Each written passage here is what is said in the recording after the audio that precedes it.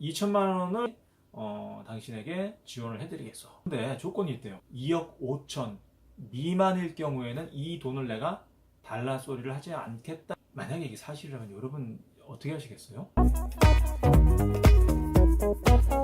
반갑습니다. 이런저런 창업 미디어 단장 강기우입니다. 이번 시간은 그 작년에 있었던 일을 한번 좀 복기를 해볼까 합니다. 정부 지원 자금에 대한 얘기인데요. 올해도 반복이 될 수 있는 내용이라서 여러분들이 미리 알고 계시다가 딱 공지가 났을 때 뭐 별다른 궁금증 없이 바로 돌진할 수 있는 이런 식의 내용을 좀 공유를 좀 해볼까 합니다. 한번 쉬운 예를 들어볼게요. 여러분이 지금 창업을 준비하고 계세요. 근데 어떤 사람이 여러분 앞에 딱 옵니다. 내가 2천만 원을 바로 지금 즉시 당신에게 지원을 해드리겠어. 3년 후에 갚으시오. 괜찮거든요. 3년 후에 갚고 뭐 절이 2% 3%입니다. 근데 그분이 이야기를 덧붙입니다. 그런데 조건이 있대요. 뭘까요? 3년 동안 사업을 해서 업종에 따라서 연 매출이 1억 5천 또는 2억 5천 미만일 경우에는 이 돈을 내가 달라 소리를 하지 않겠다라는 얘기를 합니다. 만약에 이게 사실이라면 여러분 어떻게 하시겠어요? 이런 일이 작년에 실제로 있었죠. 그 얘기를 좀 해볼까 합니다. 물론 이런 식의 정부 자금은 아주 그 성실한 창업자들이 많이 받아서 실제로 창업을 성공을 시키고 도약을 하는데 큰 도움이 될 겁니다. 지원 자금인데요. 일정한 금액을 넘지 않으면은 성공불융자라는 단어를 쓰고요. 상한을 받지 않습니다. 물론 이자는 내세요. 작년에 시행이 됐고 많은 분들이 혜택을 보시고 덕분에 이제 창업을 나름의 순조로움을 갖고 운영을 하고 계십니다. 제가 이걸 어떻게 내용을 아냐면은 제가 본 그 사업이 진행이 될 때 업무 일정 부분 좀 역할을 했었어요. 뭐 크고 대단한 건 아니고요.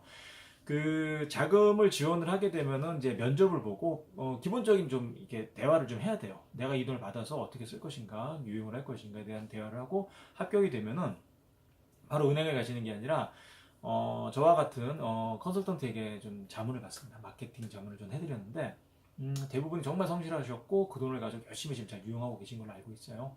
만약에 본인이 이제 예비 창업자라면은 올해 만약에 본 사업이 아마도 또 시작이 될 것 같아요. 시작이 되면은 뭐 같은 성격일 가능성이 되게 높거든요. 잘 알아두셨다가 한번 꼭 지원해 보시기 바랍니다. 제가 지난번 했었던 그 공지 사항을 한번 보여드릴 테니까 간단하게 참고하시고 정보로 넣어 두셨으면 좋겠습니다.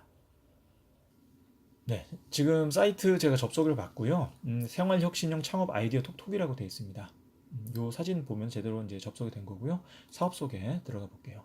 자, 전체적인 추진 절차가 나와 있는데 요거를 보시면 한눈에 들어올 것 같아요. 홈페이지를 통해서 사업 계획서, 소정 양식의 사업 계획서를 제출을 하고요.